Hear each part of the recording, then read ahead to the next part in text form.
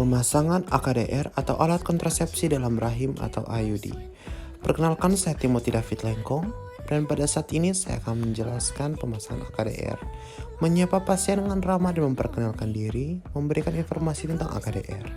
AKDR adalah alat kontrasepsi yang fleksibel dan berbentuk huruf T yang diselubungi oleh kawat halus yang terbuat dari tembaga yang tersedia di Indonesia adalah Cupertee. Cara kerja AKDR itu menghambat kemampuan sperma untuk masuk ke dalam tubuh fallopi yang mempengaruhi fertilitas sebelum ovum mencapai ke ovum uteri, serta mencegah sperma dan ovum bertemu. Keuntungan untuk AKDR memiliki efektivitas yang tinggi, yaitu 99,4% sampai 99,8%, efektif segera setelah pemasakan dan memiliki jangka proteksi sampai 10 tahun. Tidak memengaruhi kualitas dan volume ASI, tidak ada efek samping hormonal dengan Cupertee, dapat dipasang segera setelah melahirkan dan sesudah abortus. Efek samping dari AKDR itu perdarahan berupa ada bercak perdarahan antar menstruasi dan biasanya siklus haid menjadi lebih panjang pada 3 bulan pertama. Terjadi nyeri saat haid, kontraindikasi dengan wanita yang mengidap IMS dapat memicu terjadinya penyakit radang panggul dan dapat terjadi infertilitas.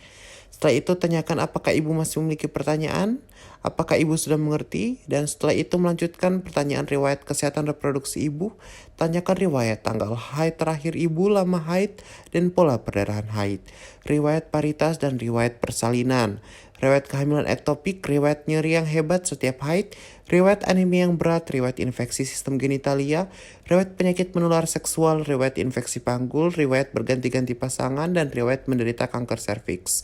Setelah itu jelaskan prosedur AKDR kepada ibu. Prosedurnya itu akan dimasukkan AKDR ke dalam rahim ibu, kemudian akan dilepas di dalam rahim, kemudian digunting benang yang tersisa sependek mungkin sehingga tidak mengganggu ibu dan suami pada saat akan melakukan hubungan seksual.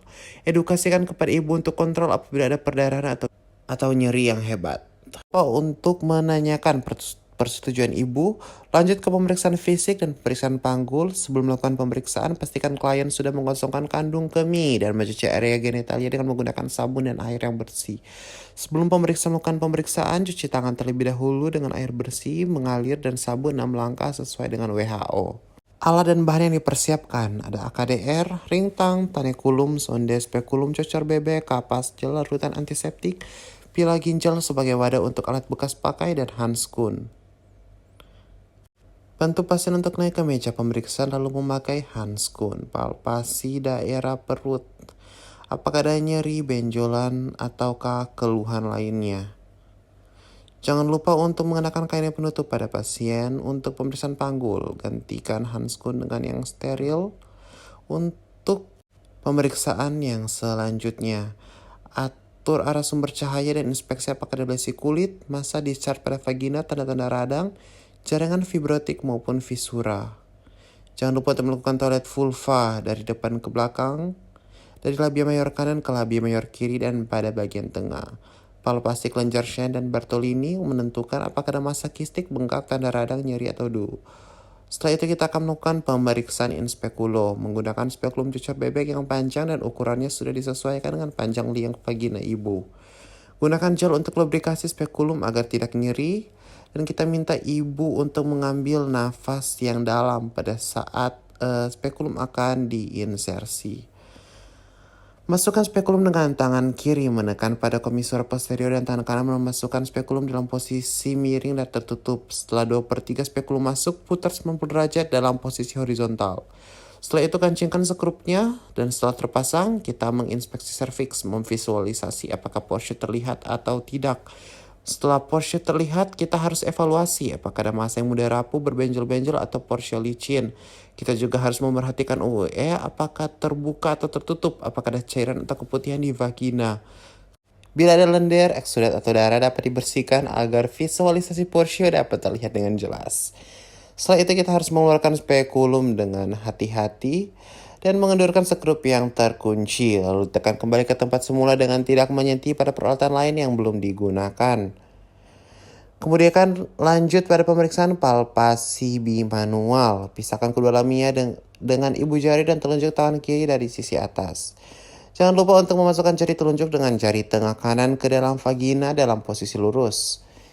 Ibu jari lurus ke atas dan dua jari lainnya dalam keadaan fleksi. Kemudian letakkan ujung jari tangan kiri di suprasimfisis untuk menentukan arah besar dan posisi serta konsistensi uterus. Jangan lupa juga untuk melakukan pemeriksaan menentukan konsistensi serviks, adnexa, dan parametrium kiri dan kanan. Pastikan tidak ada infeksi atau tumor, dan pastikan gerakan serviks itu bebas. Setelah itu keluarkan jari-jari yang berada di vagina, angkat tangan kiri dan perut dari ibu. Kemudian ambil kapas yang tadi basahi dengan larutan antiseptik dan hapus sekret vagina yang membasahi dinding perut atau vulva dan perineum. Dapat juga lakukan pemeriksaan rektovaginal bila ada indikasi, seperti kesulitan menentukan besar uterus retroversi atau apakah adanya tumor pada cavum douglasi. Kemudian lepaskan dan bersihkan sarung tangan dalam larutan klorin 0,5%. Kemudian masuk ke tindakan pra pemasakan AKDR. Buka sebagian plastik penutup AKDR, kita lipat ke belakang, masukkan pendorong itu ke dalam tabung inserter tanpa menyentuh benda yang tidak steril. Kita juga harus memperhatikan untuk memegang kedua ujung lengan AKDR dan dorong tabung inserter sampai menyentuh pangkal lengan sehingga lengan akan melipat. Angkat sedikit tabung inserter, dorong dan putar untuk masukkan lengan AKDR yang sudah terlipat dalam tabung inserter. Kemudian masuk pada prosedur pemasangan AKDR. Kita akan memeriksa dan memakai sarung tangan yang steril yang baru, menggunakan spekulum cocor bebek yang baru, melubrikasikan dengan gel, kemudian masuk ke dalam vagina untuk melihat serviks. Jangan lupa untuk mengusap vagina dan serviks dengan larutan antiseptik 2-3 kali. Kemudian jepit serviks dengan tenakulum secara hati-hati di arah jam 11 atau jam 1. Lalu jangan lupa untuk memasukkan sonde uterus dengan teknik no touch, yaitu secara hati-hati memasukkan sonde ke dalam cavum uteri dengan sekali masuk tanpa menyentuh dinding uteri ataupun bibir spekulum. Setelah itu keluarkan sonde dan lihat lendir serviks pada sonde untuk menentukan posisi dan kedalaman cavum uteri. Ukur kedalaman cavum uteri pada tabung inserter yang masih berada di dalam kemasan steril dengan menggeser leher biru pada tabung inserter, kemudian buka seluruh plastik kemasan. Angkat tabung AKDR dari kemasannya tanpa menyentuh permukaan yang tidak steril. Kita harus berhati-hati jangan sampai pendorongnya itu terdorong. Pegang tabung AKDR dengan leher biru dalam posisi horizontal sejajar dengan AKDR. Sementara melakukan tarikan, hati-hati pada tenakulum. Masukkan tabung inserter ke dalam uterus sampai leher biru menyentuh serviks atas atau sampai terasa adanya tahanan. Kemudian lepaskan AKDR dengan menggunakan teknik withdrawal, yaitu menarik keluar tabung inserter sampai pangkal pendorong dengan tetap menahan pendorong. Keluarkan pendorong, kemudian tabung inserter didorong kembali ke serviks atau sampai terasa adanya tahanan. Keluarkan sebagian dari tabung inserter dan gunting benang AKDR kurang lebih 3-4 cm. Jangan lupa untuk mengeluarkan seluruh tabung inserter, buang ke tempat sampah yang terkontaminasi. Lakukan tenakulum dengan hati-hati, rendam dalam larutan klorin yaitu 0,5%. Periksa serviks dan bila ada perdarahan di tempat bekas jepitan tenakulum, tekan dengan kasar selama 30-60 detik. Keluarkan spekulum dengan hati-hati, rendam dalam larutan klorin 0,5%. Setelah itu lakukan toilet vulva dan minta ibu untuk menggunakan celana kembali. Jangan lupa untuk merendam seluruh peralatan yang sudah dipakai dalam larutan klorin 0,5% selama 10 menit. Buang bahan-bahan yang sudah dipakai lagi ke tempat yang sudah disediakan.